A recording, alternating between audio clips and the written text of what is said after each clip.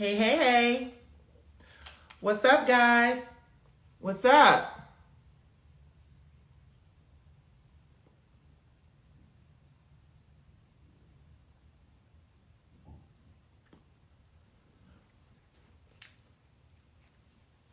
Y'all know I love a great,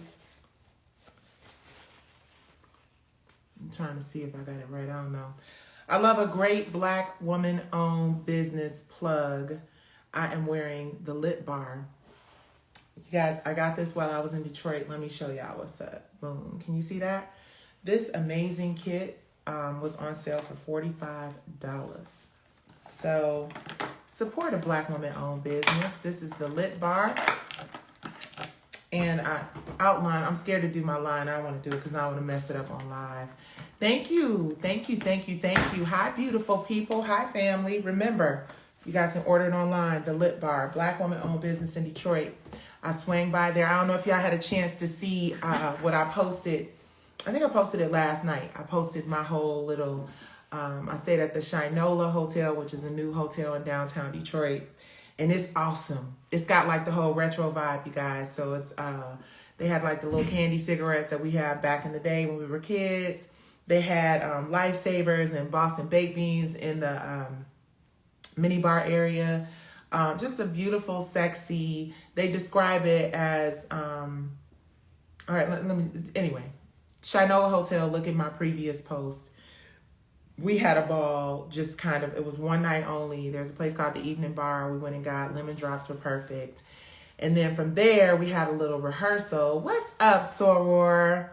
Lit Bar is indeed the bomb.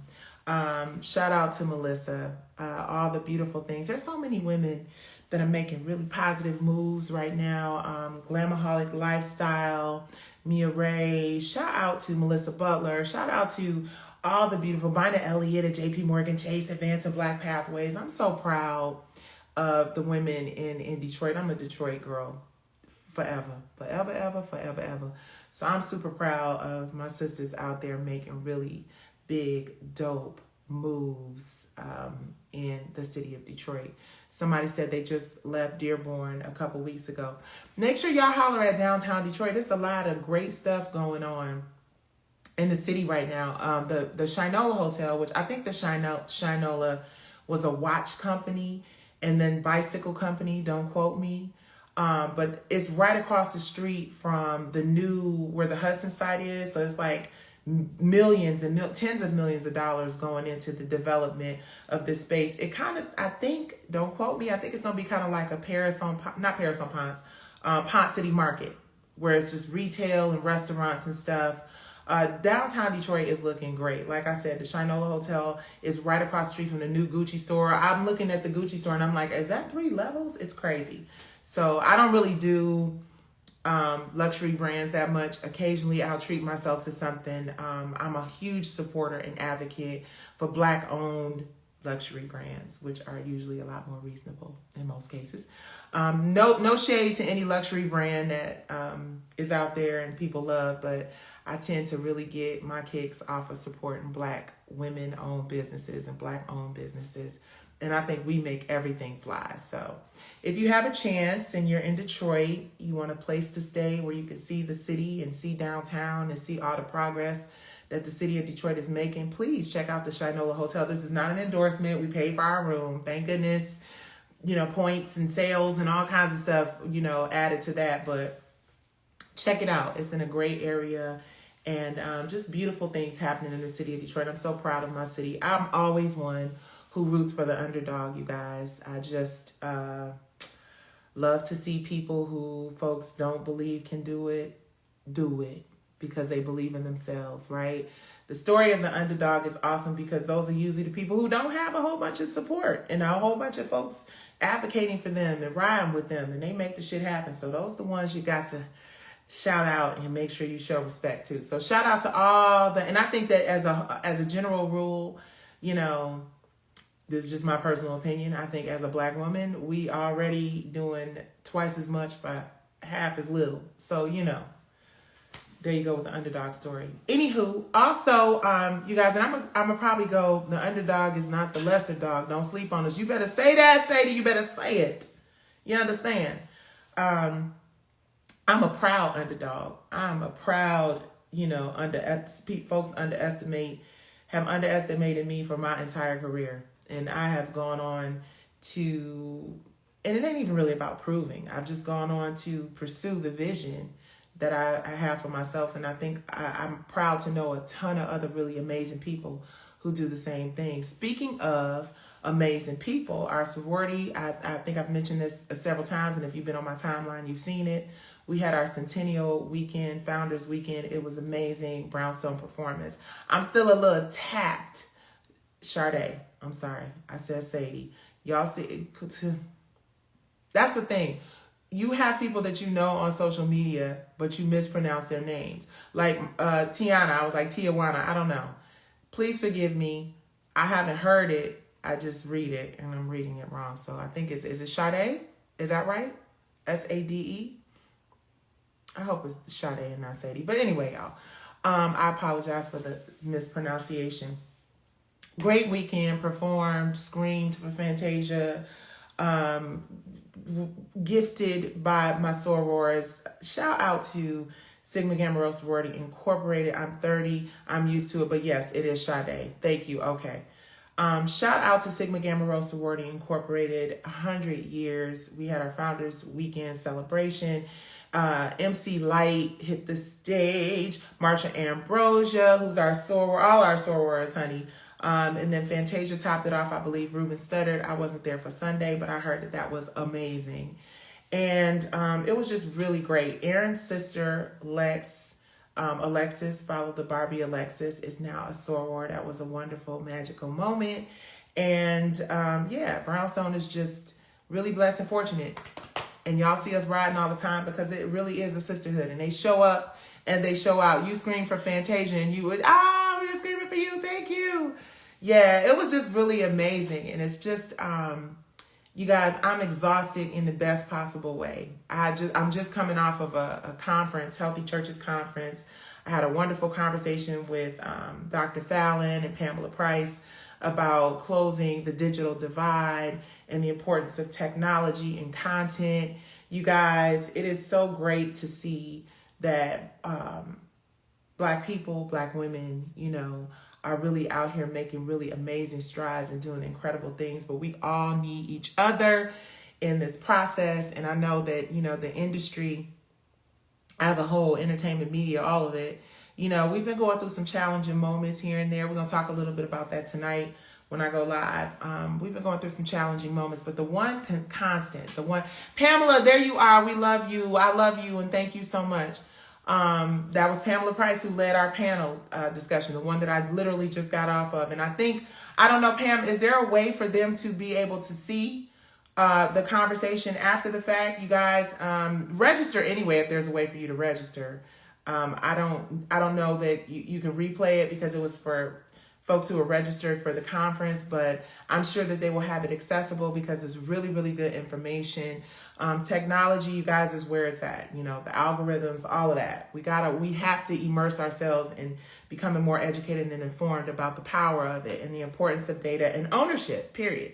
Ownership. Okay, yes, she's going to get the recording and we'll be able to direct you guys. So stay tuned because that was a great, great conversation. Someone asked if I saw Wakanda Forever. I did not. We were actually invited to see it during Centennial Weekend, but they played it while we were sound checking, so we didn't get a chance to see it. But okay, great, Pam, thank you. It will be on WIRF. So that conversation will be on WIRF. If you guys have not, please go to wirfmedia.com, register.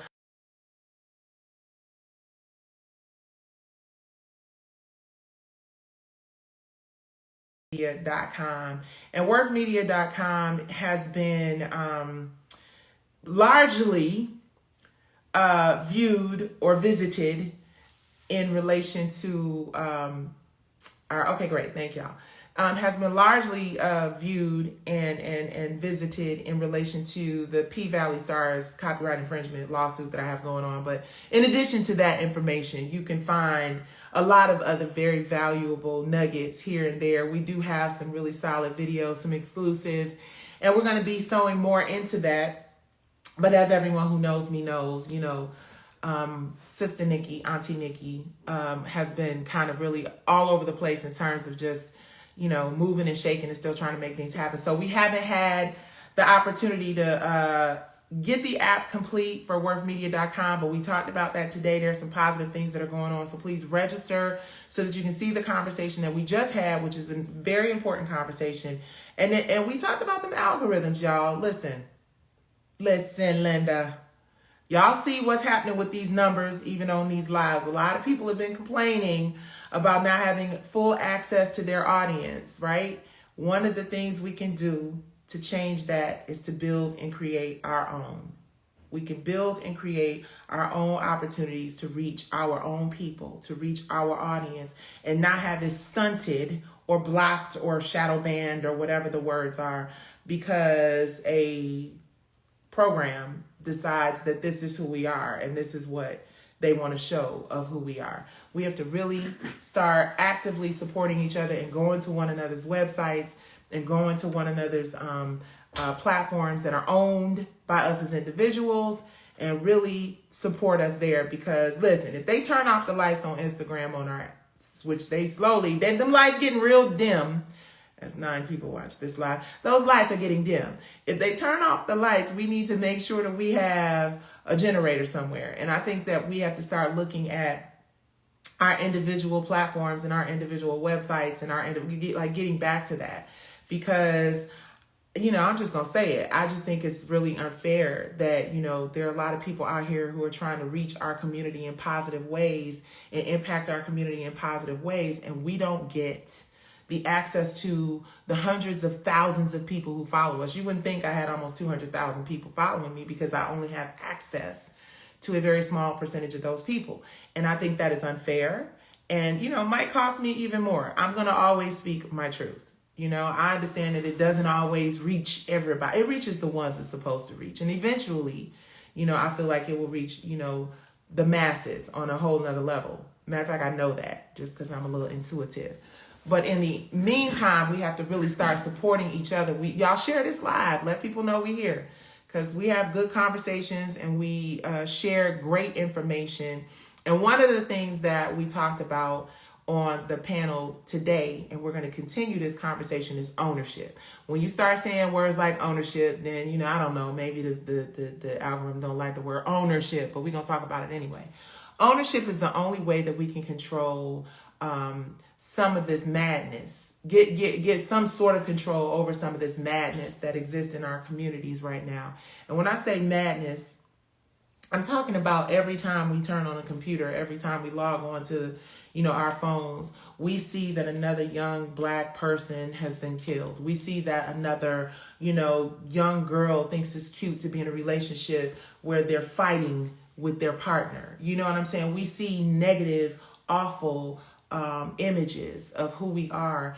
And we see that because we have been conditioned to believe that that is all that we can be, because the people who have the power to distribute these toxic, traumatic narratives continue to do so without consulting those of us in our communities who have a genuine heart for changing the narrative and having more counterbalance programming. I'm not saying that we shouldn't have shows about strippers. I'm not saying that we shouldn't have shows like Power. I'm not saying that we should. I'm saying that everything we watch should not be rooted in trauma. Everything we watch should not be showing our young boys how to cook and distribute crack. I think that we deserve to have platforms that show us something more inspiring. I'm sorry, y'all, my phone is off the hook. I usually don't do long, well, I guess I do when I come. Anyway, we deserve the opportunity to have platforms to show things that are more inspiring, that are more uplifting, that are more informative and educational. And that is what Worth Media is all about. That is the whole point. And believe it or not, although, like I said, a lot of happy centennial, Sorworth, a lot of what you've seen in terms of my promotion of worthmedia.com, WIRFmedia.com, is in directing you to this copyright infringement lawsuit, as I've mentioned, that I have against Lionsgate, Story Hall Stars, and those folks.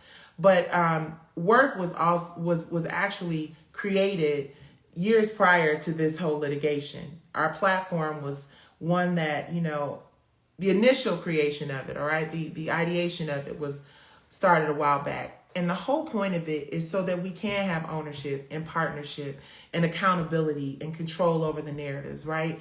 There's so many networks out there. People subscribe to Zeus, and Zeus has a counterbalance. An audience, which is not my audience. Brothers from Detroit, he's making money. I'm not going to dog him out. I'm going to say I hope that it evolves into something that inspires more people. But if you're inspired to make money, then the Zeus Network is something that is an example of that, because apparently they're hugely successful in terms of the financial side of it. Again, this is not about, my opinion of the network, because obviously they're making money because that's content that people want to see. They're getting data because that's content that people want to see. What we're trying to do is counterbalance programming, meaning to be the antithesis of the Zeus Network, to be the alternative. And if that is successful, then we believe as women of color who are working to focus on inspiring and empowering women and girls of color, that we can be equally as successful with a different type of content, right? There's so much great music out there. There's so many great stories that have never been told. I talk about the Housewives League of Detroit that led the first economic protest. We talk about understanding that, I learned today that Ida B. Wells was one of the first data researchers, as a Black woman.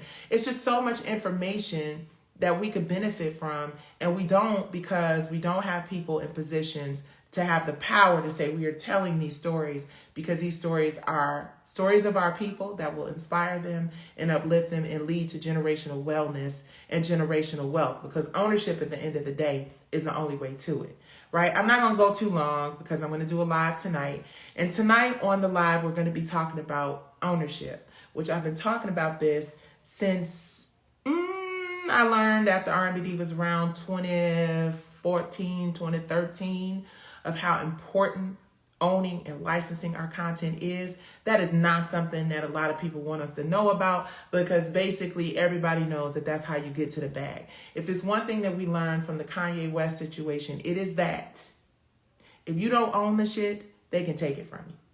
If you don't own it, they can shut you down.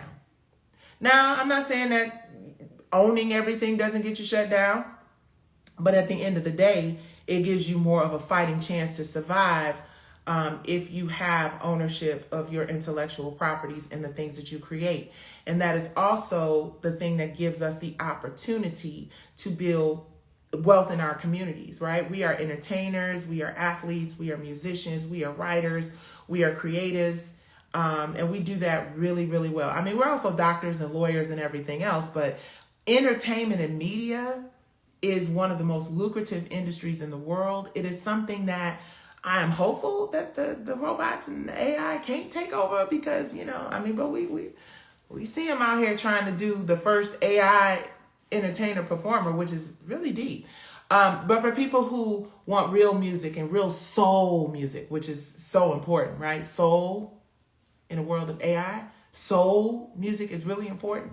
So if we can preserve the legacies of those artists and not have them performing to, whatever those things are on stage, is real ungodly, in my opinion. I mean, I don't want to see a whatever they call it, of Whitney Houston or nobody else performing.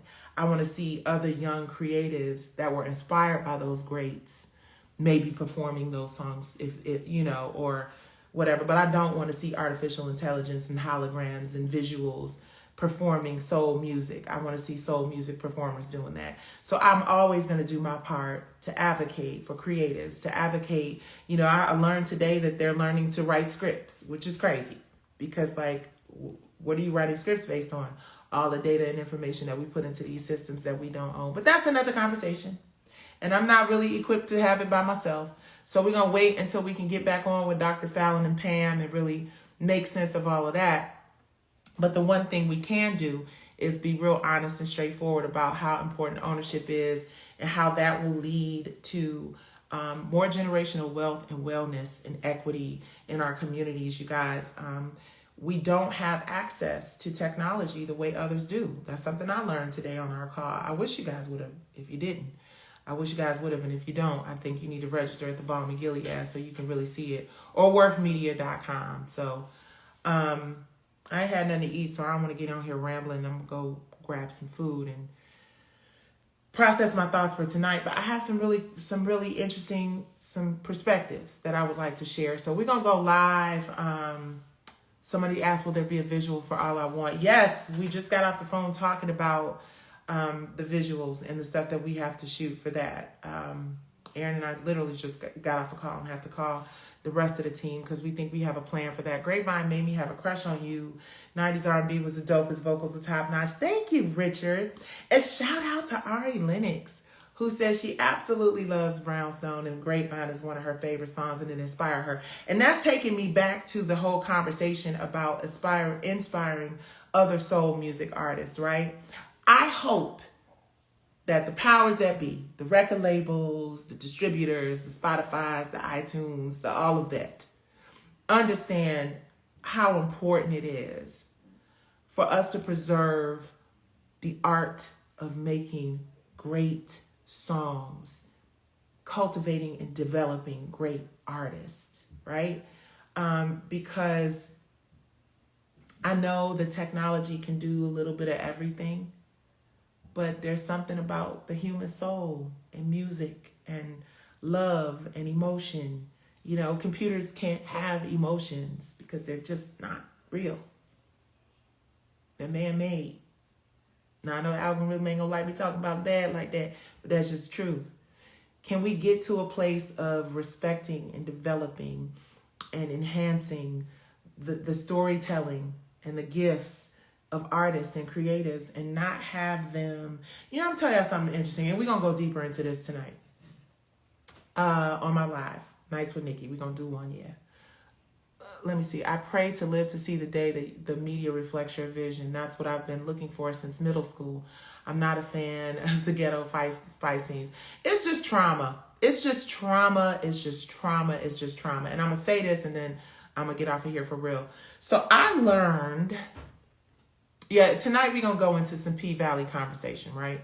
Because unless I get a call from somebody telling me I shouldn't do it for legal purposes until we get whatever. But I think I can talk about the actual show itself as much as I would like. So I learned that a pivotal character and storyline from season 2, we're talking about trauma and people using our trauma and capitalizing and monetizing off of Black pain and Black trauma, right? That's something I've always talked about. If you know me, then you know that I'm talking about how people capitalize and monetize off of Black trauma, and the people who experience the trauma don't get paid from it. So speaking of, there's a storyline in P-Valley, and I just learned this less than 24 hours ago.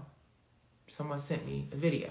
Because thank you to everyone who has been supporting me through this process. Thank you to everyone who wants to see justice served. We all do. You know, we're waiting patiently for, you know, the opportunity to really get into this case and waiting for our date, which everything happens for a reason. I'm not rushing nothing. I'm respecting the process. But I'm going to say this. In the process of waiting, which is why everything happens for a reason, we've discovered that season 2, there was a Teak storyline. I did not watch one full episode of season 2 because it just emotionally was draining for me. It's not something I could really handle emotionally or mentally. I moved away from it. However, I did hear that there was a storyline on the show, a big Teak storyline, which was a pivotal character for those of you who watched. And I learned based on some videos that were sent to me that storyline was pulled, or allegedly looks as though it was pulled from the headlines of a real actual tragedy involving a woman who murdered her 4 children, and one survived, right? And the clip, which I did not watch it in the series, so this is all alleged, that was shown on YouTube, and you can find it if you Google Big Teak storyline. I can't think of what the lady's name is. But the clip, what is this lady's name? Let me try to see if I can find it, you guys, so y'all can watch it, because we're going to talk about this tonight. It was, hold on, I'm gonna find this lady name. If somebody knows it, let me know. S-H-A-N-Y-N, Shanithia Gardner. Oh, someone just said Big Teak thing happened in Memphis. Right. So there's apparently this story. So I don't know if in the beginning of the show they said, hey, this is based on true events, or this is based on, whatever. I don't know. But what I'm saying is that when we start talking about ownership, and we start talking about plagiarism, and when we start talking about people taking our trauma and monetizing our trauma and us not getting properly compensated for it, I just hope that Katori Hall, I don't know. I don't know. If you took the story off of a news headline of a woman who murdered all of her children, and now the world thinks that you've created this story, because I wasn't clear that this Big Teak storyline came from actual trauma of children losing their lives. I hope that y'all put something in, some sort of trust, or some sort, like what's going on with the child that did survive. Like, we can't just monetize and exploit Black trauma without authorization from the people who suffered it, and not pour back into the community somehow. So aside from our case for copyright infringement and taking a story that was already there and expounding upon it, which is what I believe, it still has to be proven. It's, instead of being a revisionist and taking trauma and expounding upon it, we know the pandemic was something we all experienced. That's not hard to write about. But I was really shocked that the most pivotal role and moment and character in season 2 was also borrowed from something that already existed. And if we have storytellers out here who are capitalizing off of the trauma of the Black community, what are you sewing back into the community? Why are we allowing all these people to make billions and billions and billions of dollars off of Black pain and trauma, and not sewing back into the community? And don't tell me that you're sewing back into the community because you're telling stories of people that already exist, right? Tell me you're sewing back into the community because the hundreds of millions of dollars allegedly that is made by virtue of Black trauma being exploited or shown in some kind of way in that series, you're taking those resources and you're somehow putting them back into the community. That's all I'm saying. Let me see that receipt. Let me see where that happens, because it kind of pissed me off and had me feeling a little emotional, because I believed that because of my litigation, because of what I'm accusing Katori Hall of doing, Stars of doing, Lionsgate of doing, because of what I'm accusing them of doing, I believed that they would at the very least be authentic in the second season. And be like, if somebody accuses me of not writing something original or expounding on existing material, then I would bust my ass to show that's not who I was. And to discover that she has now taken a headline from something a tragedy, the trauma that actually happened in Memphis, to see that she has actually taken a headline of 4 children losing their lives and 1 child surviving, and you've turned that into this Emmy-worthy moment. I just want to know that you've at the very least set up some sort of something for people who suffer that kind of trauma, down to the schizophrenia and the mental health issues that the mom suffered, being a part of why this Big T character took his life. See, that just pissed me off, because, again, I was expecting that you would prove that you were really a writer. But now it appears that you've taken this story, this trauma, which is really difficult for me as a person who has a problem with people who exploit Black trauma for profit, but don't pour back into the community. You took a headline of a real actual thing that happened in people's lives, and you, in my opinion, what looks to be allegedly, because I haven't seen where there's a disclaimer saying, I didn't really write this, I got this from the news. You took credit for someone else's pain and trauma and did not, at the very least, sow back into the community that had to deal with that trauma. Do you know what Black people as a whole feel like when they open up a computer or log onto their phone and they see that 4 children have died because their mother, who was suffering some kind of mental breakdown, obviously, because I can't imagine somebody would do that shit without it, postpartum depression, whatever, have done such a terrible, terrible thing to their 4 children, and you exploit that in a series that I'm already beefing with y'all about because you've done something similar as far as I'm concerned to me, which remains to be seen. I take that personally. We deal with that because as a community, when we see stuff like that, it kind of defines in a way, you know, who we are to people who don't know who we are. So when traumatic, awful stuff like that is used for profit, acknowledge it bigly. Say, this is where I got this big teak storyline from. And we're going to give to the mental health organizations in Memphis that help, or we're going to give to postpartum depression organizations. You know, what is it, Katori Hall, I'm calling you by name. What is it that P-Valley, the show that I'm currently in a copyright infringement litigation from, what is it that you've done to make up for leveraging and going into the trauma of 4 children losing their lives and a woman in the middle of a mental break? I really thought that you actually was going to flex your actual writing skills. But once again, like with the Martin Luther King story, like with Tina, like with all the creative properties that I can see, the one you won the Pulitzer for, is somebody else's story that you have expounded upon. And I can't wait to see y'all in court. I'm gonna get off because I'm getting a little emotional, but it bothers me because mental health and trauma I'm an advocate for us getting through that. In my own family, there are people who have suffered tremendously.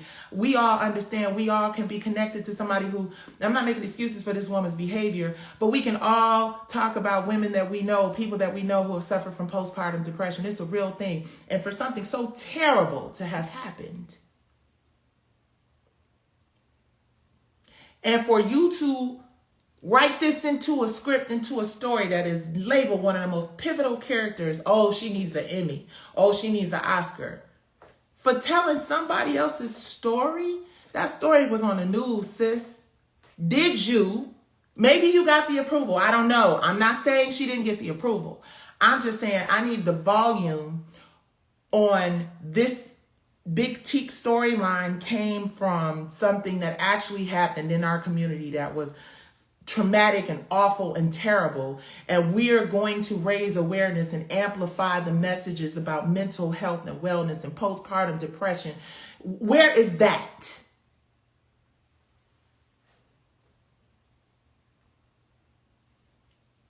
We have got to start calling it for what it is, especially when people in our own community are doing disservices to our own community. We can go and point the finger at all of these other communities and what they haven't allowed us to do and what they blocking us from doing, but it's not really authentic and real and honest and hitting the nail on the head when you're not calling out those of us who are in those positions, in those rooms, have those opportunities to make that content.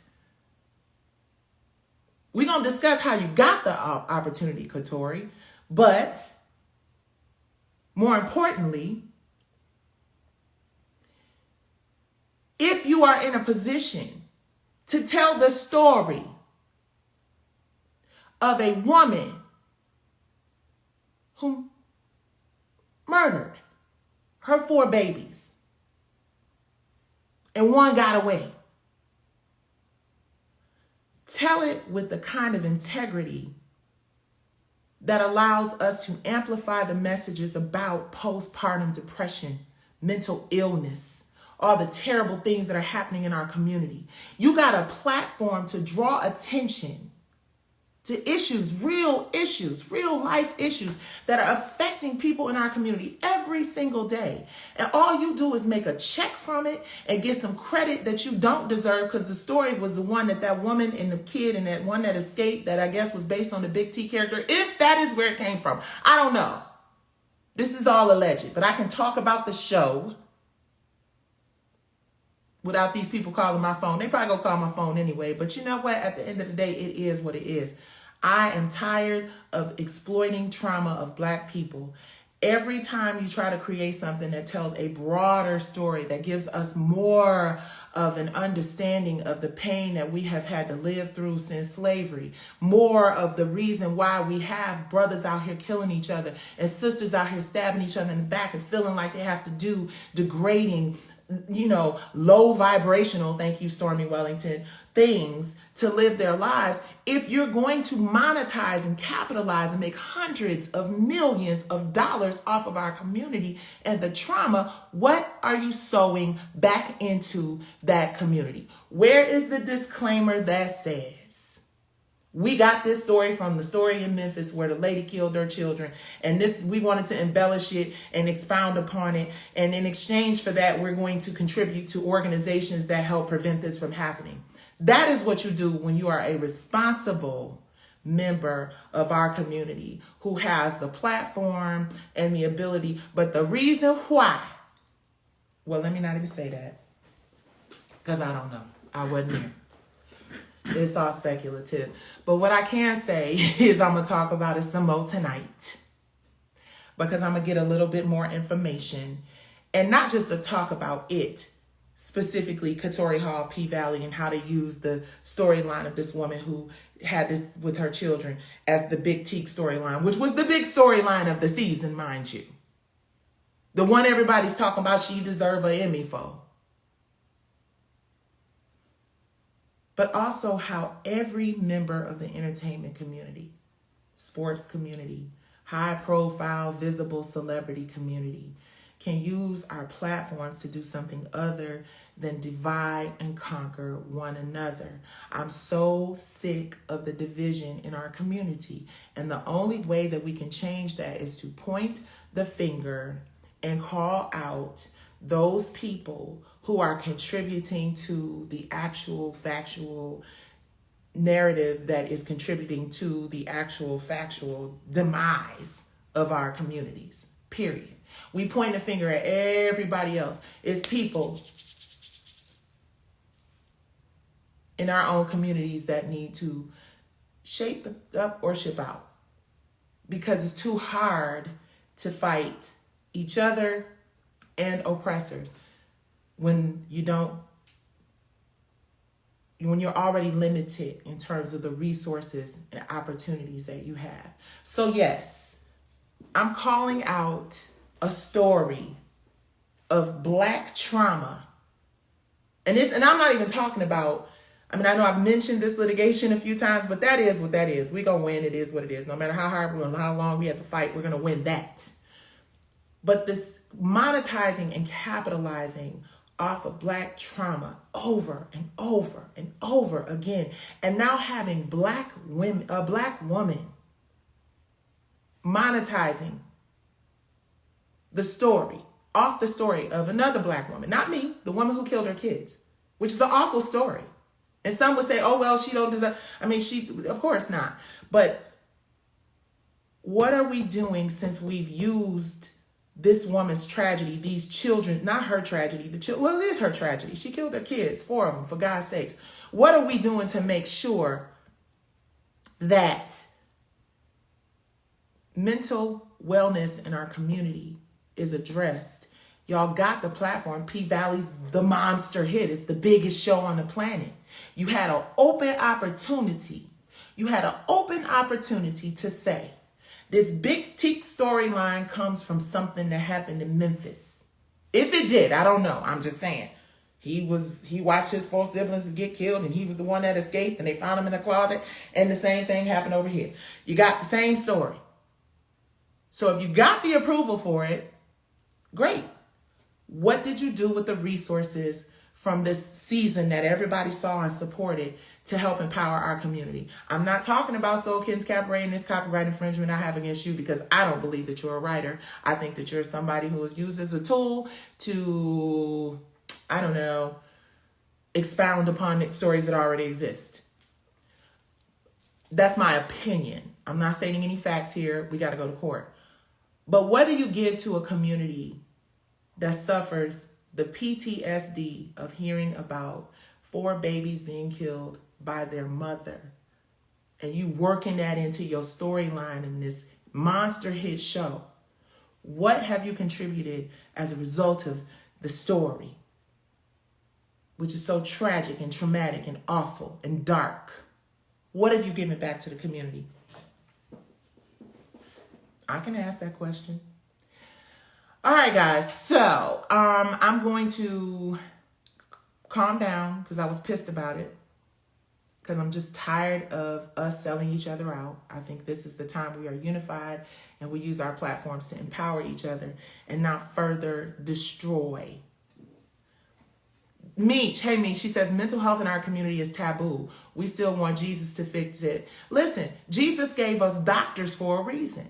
Jesus put people in this world who we could talk to about those things for a reason. And all I'm saying is, if our community is suffering from mental health and trauma, and you're pulling a story of mental illness and trauma out of a headline, and you've got a captive audience of millions and millions of people, don't just put at the end of something, if you or someone you know is suffering from mental health. No, figure out a way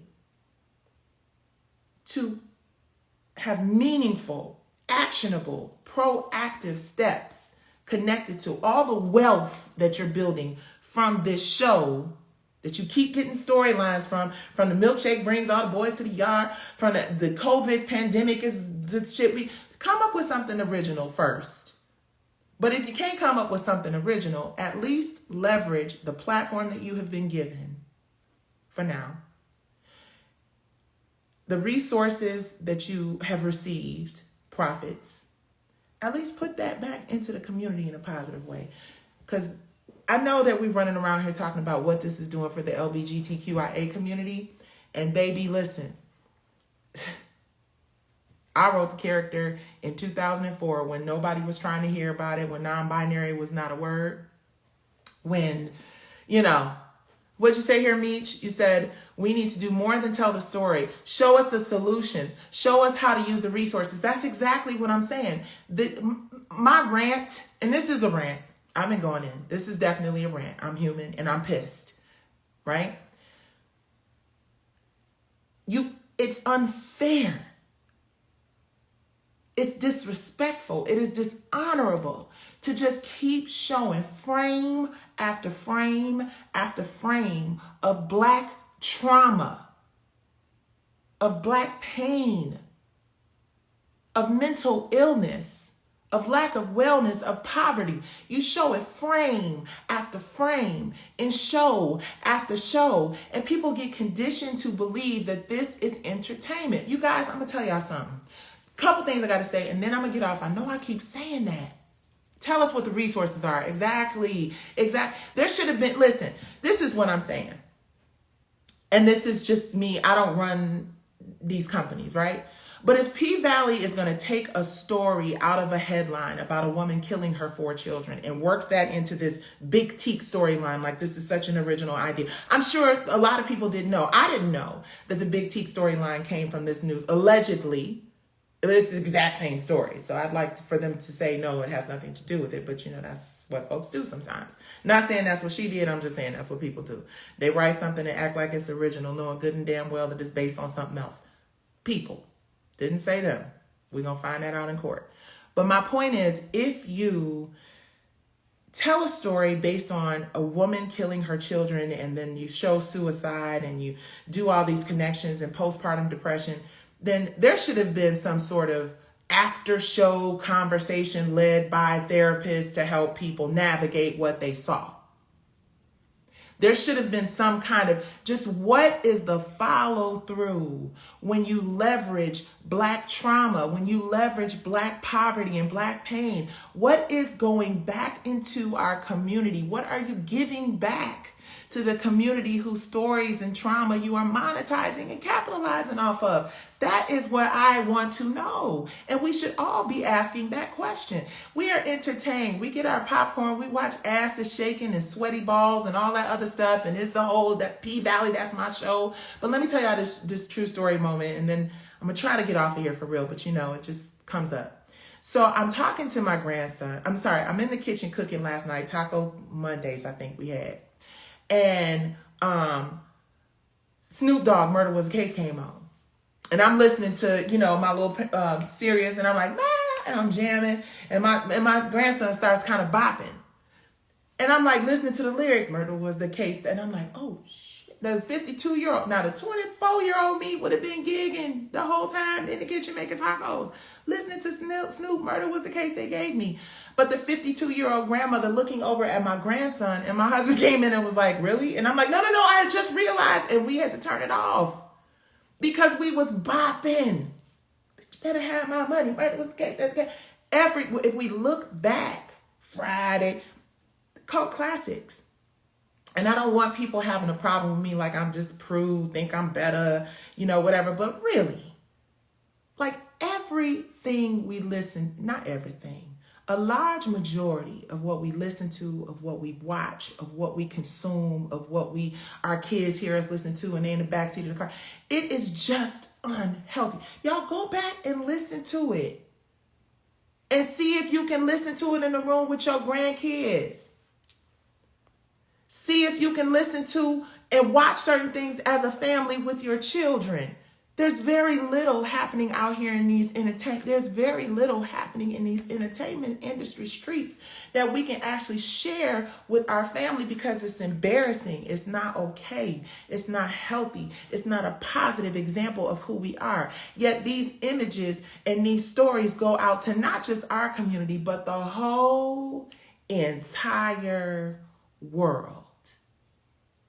So entertainment has been built for all these years on trauma, on bitches and hoes and niggas and blah, blah, blah, blah, blah, blah, blah. And now we all of a sudden have grown up and realized that it's not okay, that it does penetrate the culture in our communities, that it does result in very negative references to Black people all over the place. And okay, let me get to another true story.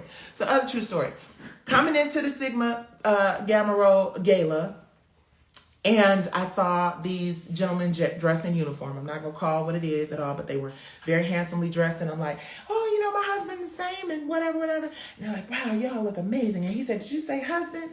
And I was like, yes, I'm happily married to a veteran, you know, thinking it's all cool. They done complimented us on our little blue dresses with the slits. And as I'm walking up the stairs, he says, oh, dang, Shaniqua, too bad, Shaniqua. And I was like, is there a Shaniqua with us? No shade to somebody named Shaniqua, but we know what that was coming from. And I said, sir, my name is Nicole. And that's a name that's frequently used in all cultures and communities because we knew exactly what he was doing. And I know that that's very like, okay, so what? The point is, non-Black people who are not living around us and understand how dope we are and how amazing we are and how, you know, educated and informed and empowered we are. And they see these images every single day of us in the media, feel like it's okay to be degrading and disrespectful because we do it to each other. Because it just is what it is. Who cares? Who gonna check me, boo? So we have to check each other. So if it feels or felt like I was going in on anybody connected to P-Valley who monetized off of the stories of the death and the trauma of those Black, I've said a million times. I think the fact that the opening down in the valley where the girls get naked has a voice that has been auto-tuned up to sound like a small child singing Down in the Valley Where the Girls Get Naked. Then I'm seeing TikTok videos of 4-year-olds singing Down in the Valley Where the Girls Get Naked. If such and such. And then I'm seeing in the intro of the show a little baby on a mattress. It's not okay. I don't care how much y'all like it. And I don't care how angry you are with me for calling it what it is. I love my community too much to BS myself or anybody else into thinking that that is okay. Yes, it is entertainment. I get it. But if it's entertainment, let it be original entertainment and original thoughts if you're going to get paid and treat it like you originally came up with some shit. Because if you didn't originally, excuse me, let me reel it in. If you didn't originally come up with it, then you have no right to exploit someone else's trauma or someone else's story or someone else creating something that showed the LGBTQIA community, creating it in 2004, mind you, in a more positive light and still able to accomplish the same thing. We had relationships. You know, he inherited the club from his lover, but it wasn't the exploitation of the trauma in that love. It was something different. Let me look at some of what y'all saying so I can calm down. Could you imagine an after show from that storyline? We did it on our podcast, but what if it came to the show how the actors, exactly, that's what I'm saying. And again, it has nothing to do with my lawsuit because the jury's going to decide what's going on with my lawsuit. But as a member of this community who cares about seeing Black trauma exploited consistently, I believe that these networks and these folks, that's conscious. My dad didn't allow. See, consciousness, that's it. That's it. Nick, hey, yes, absolutely. So, again, okay, let's see here.